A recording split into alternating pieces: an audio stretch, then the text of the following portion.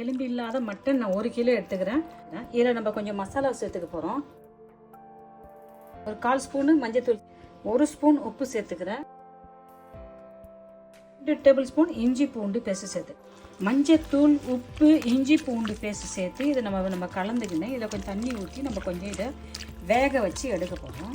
மஞ்சள் தூள் 1/2 ஸ்பூன் சேர்த்துக்கினேன், உப்பு 1 ஸ்பூன் சேர்த்துக்கினேன், இஞ்சி பூண்டு பேஸ்ட்டு 2 டேபிள் ஸ்பூன் சேர்த்துக்கினேன்.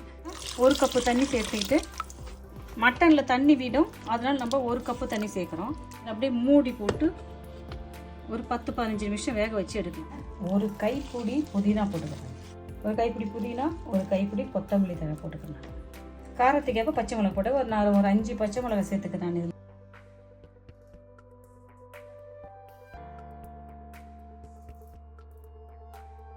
ரெண்டு டேபிள் ஸ்பூன் தயிர் சேர்த்துக்கிறேன்.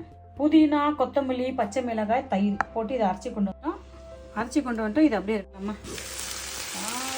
தண்ணியெல்லாம் சுண்டிச்சு, கறி வெந்துடுச்சு. நம்ம எடுத்துடலாம். திட்டமாக எண்ணெய் சேர்த்துக்கலாம்.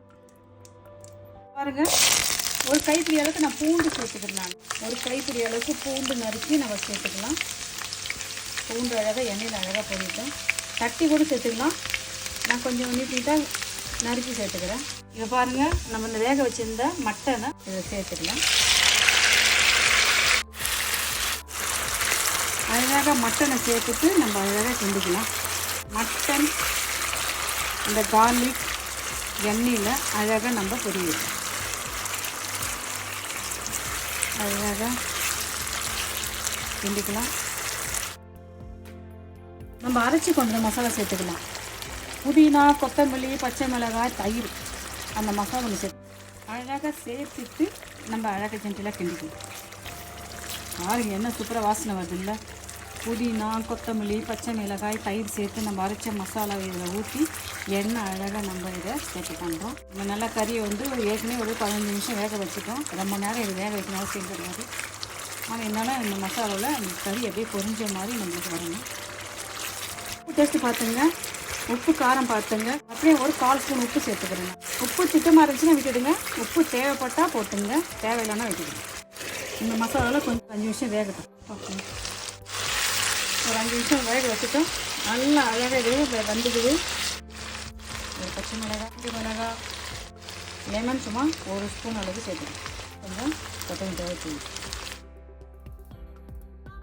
தழை மட்டன் மசாலா செஞ்சுட்டோம். வாங்க நம்ம சாப்பிட்டு பார்க்கலாமா? பாருங்க, என்ன சூப்பராக செஞ்சுட்டேன்ல. சும்மா கொத்தமல்லி தழை போட்டுக்கலாம். கொஞ்சம் ஒரு அழகான ஆரோக்கியமான ஒரு மட்டன் ஃப்ரை பண்ணிட்டேன் பற்றியா? ஏன்னா அழகாக இருக்குது இல்லை? இது ஒரு புது வித்தியாசமாக இருக்குது. நான் செஞ்ச மெத்தட் உங்களுக்கு ரொம்ப பிடிக்கும் நான் நினைக்கிறேன். நல்லா டேஸ்ட்டாகவும் இருக்கும்.